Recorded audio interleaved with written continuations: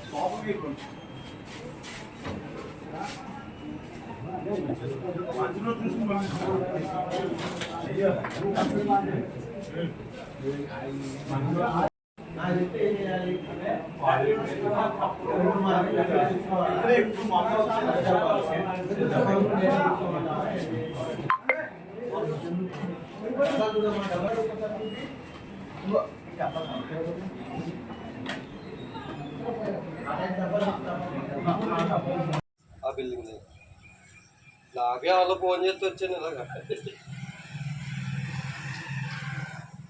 ఎవలాగా పంపండి మీరు వచ్చిన 2 బత్తాలు ఉన్నాయి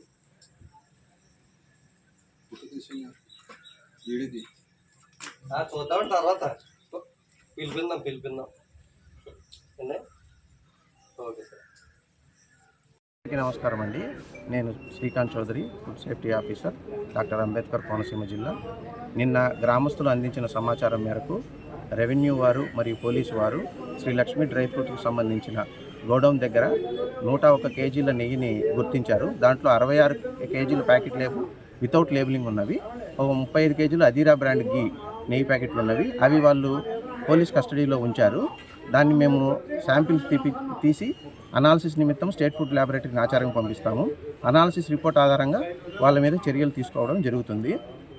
లాస్ట్ ఫిబ్రవరిలో కూడా మేము ఇక్కడ రైడ్స్ కండక్ట్ చేశాము. దాంట్లో కూడా 3 శాంపిల్స్ తీస్తే 2 అన్సేఫ్ వచ్చాయి, 1 సబ్స్టాండర్డ్ వచ్చింది.